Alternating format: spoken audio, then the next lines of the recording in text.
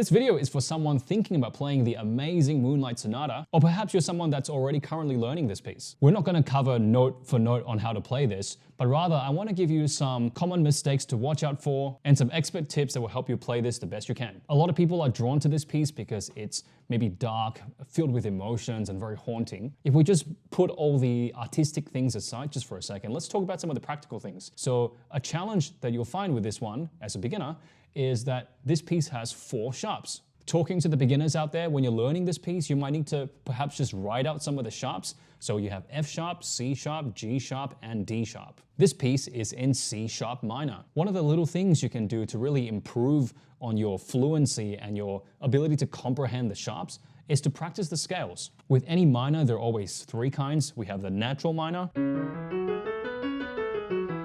we have the melodic minor, we have the harmonic minor.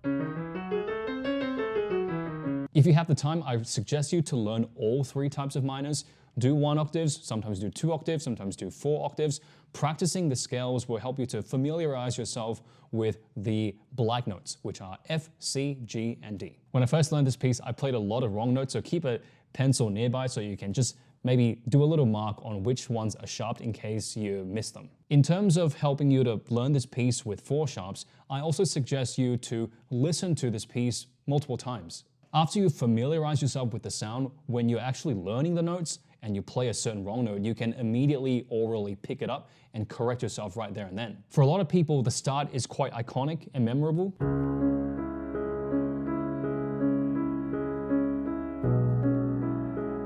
So on and so forth. However, when it starts to get into the middle and end parts, maybe these are less iconic for people. Maybe people haven't sort of listened throughout the whole piece. And so when they're learning this middle and last part, they run into problems because they don't know how it sounds. So just a pro tip for you, try to listen to the entire piece several times to familiarize yourself with how it sounds from the start to the end.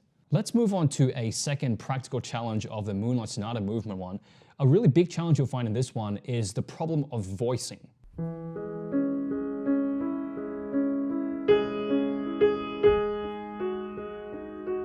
If you could hear what I was doing there, I was trying really hard to use just a single hand to create 2 very, very distinguishable voices.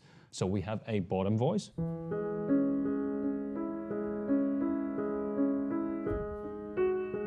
We want to keep this very, very soft, and we want to keep the top voice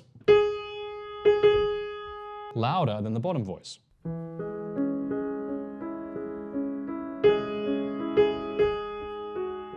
This will pose a challenge for beginners. How do you bring out this top voice and how do you keep the bottom voice quiet? This is especially hard because the top voice is played by the pinky and the pinky is pretty weak. If you don't voice this part properly, it doesn't sound very professional.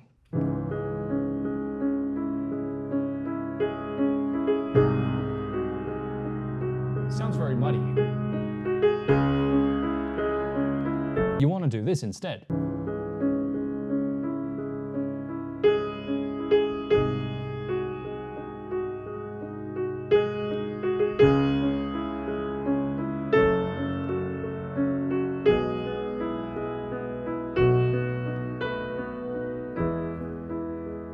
I have 2 exercises to recommend to you to work on this voicing problem.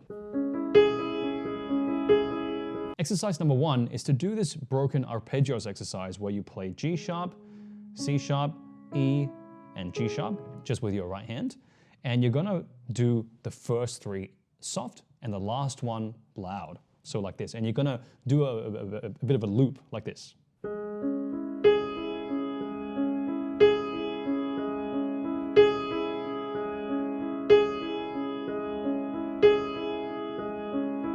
Really try to make it sound like it's actually 2 hands playing. That's played by 1 hand and that's another hand. It almost sounds like it's played by 2 hands or 2 different instruments. A good proportion I recommend for you is that the top should be at least double the volume of the bottom voice. One other creative exercise I devised for myself to help myself with this voicing problem is actually to play the top voice bum ba bum with my right, and I play the bottom voice with my left hand. So I do it like this.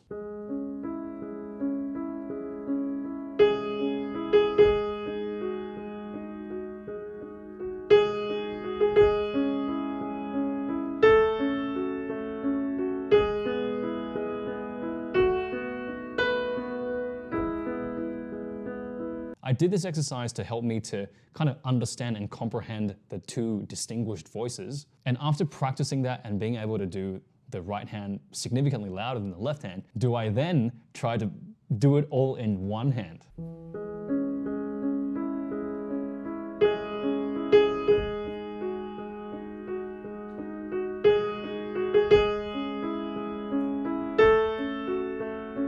Try it, let me know how it goes. Our next challenge to think about for the Moonlight Sonata is the problem of pedaling. I see a lot of people want to learn or attempt this piece also because they enjoy that kind of pedal sound about this piece. The advice I'll give for this is the same as really any other piece that has pedal, which is you want to change pedal every time the chord changes. Change. Change. Change. Change. Change. Change. Sorry, I couldn't really multitask there. We won't go into detail about specific measures and where exactly to change or not change, but a pro tip I can give you is anytime the pedal sounds a little bit muddy, that's when you know you need to change. So for example, I want to show you measure 12, but I'm going to start with measure 11 to go into 12. So from 11, if I do this, if I do one pedal for this next measure 12, this is probably too muddy. Okay, so what you want to do here is to change every time the chord change, or very simply every time the left hand changes. So I'm going to play that again. Change, change, change. Much cleaner this way. Let's move on to pro tip number 4. This tip is for someone who has gotten some of the notes into their hands, they're pretty confident with the notes, and they're wanting to get into the emotive and expression part of it now. And this tip is dynamics. Dynamics refers to the volume, so how loud and how soft things are. So for example, if we look at measure 15 and 16 here, so louder, louder, getting softer. Again, same thing, getting louder, getting softer. A lot of why this piece sounds very beautiful and haunting is actually because of the dynamics. So for example, in the part that I just played, I think it would be a bit of a sin if you played that completely level. So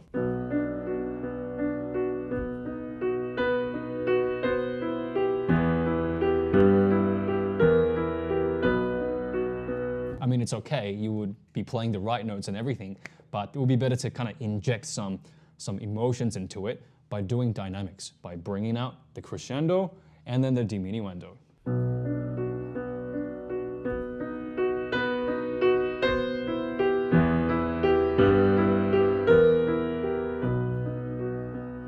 As you can see, there's a swell of coming up and then coming back down. It's up to interpretation how much you want to increase and decrease, but you must do some. We come to the end of this Moonlight Sonata tutorial. I have a lot to say about this Moonlight Sonata. It's a very popular piece. I've kind of practiced it for many, many years now. If you like it, let me know in the comments. Perhaps I can put it into some kind of mini course or something for you. Let me know in the comments too if you want me to do something similar for other popular pieces. Have a great week of practicing piano, and I'll see you in the next piano tutorial. Mother's Day is around the corner. If you're looking for the perfect Mother's Day gift, my hand coordination bootcamp is on sale. Grab it before the offer ends. Link is in the description below.